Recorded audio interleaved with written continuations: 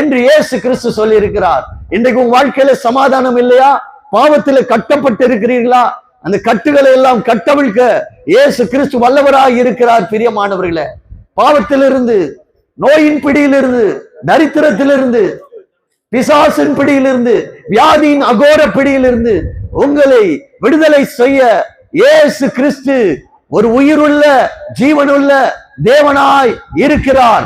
இன்றைக்கும் அருமையானவர்களே, இந்த வார்த்தை கேட்டுக்கொண்டிருக்கிறவர்களே, இயேசு கிறிஸ்துவை நம்புங்கள்.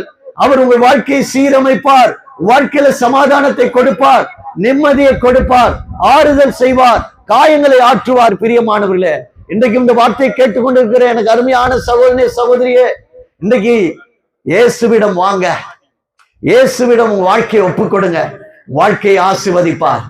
நீங்களோடு கூட சேர்ந்து நீங்களும் உள்ளத்தின் ஆழத்திலிருந்து செபித்தீர்கள் என்றால் இன்றைக்கு இந்த வேளையில இயேசு கிறிஸ்து கொடுக்கிற விடுதலையும், இயேசு கிறிஸ்து கொடுக்கிற சமாதானத்தையும், இயேசு கிறிஸ்து கொடுக்கிற ஆசீர்வாதத்தையும் பெற்றுக் கொள்வீர்கள்.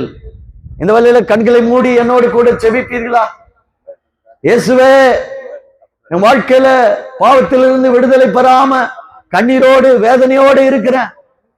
இயேசுவே, குடும்பத்துள்ள பிரச்சனை எல்லாம் என்னால சந்திக்க முடியல, வாழ்க்கையில நிம்மதி இல்ல, கைவிடப்பட்ட சூழ்நிலையில இருக்கிறேன், கண்ணீரோடு இருக்கிறேன், வியாதியின் அகோரத்துல பிடிக்கப்பட்டிருக்கிறேன், பல நஷ்டங்கள், பல போராட்டங்களோடு வேதனையோடு தூக்கம் இல்லாம இருக்கிறேன்.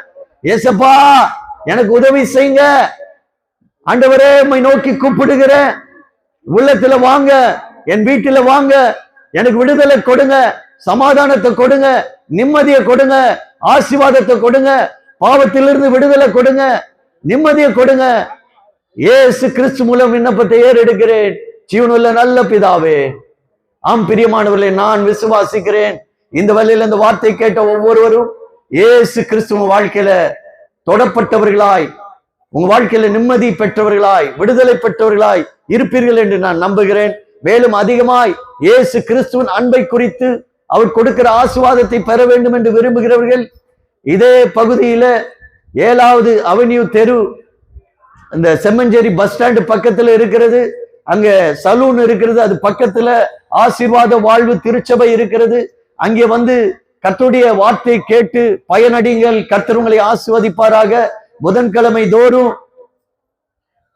மாலையிலே 6:30 மணியிலிருந்து 8 மணி வரை சுவிசேஷ கூட்டம் நடைபெறுகிறது. ஆசீர்வாத சுகமளிக்கும் கூட்டம் நடைபெறுகிறது. வந்து கலந்து கொண்டு ஆசீர்வாதத்தை பெற்றுக் கொள்ளுங்கள். ஞாயிற்றுக்கிழமை தோறும் 9 மணி முதல், காலை 9 மணி முதல் 11 மணி வரை ஆராதனை இருக்கிறது.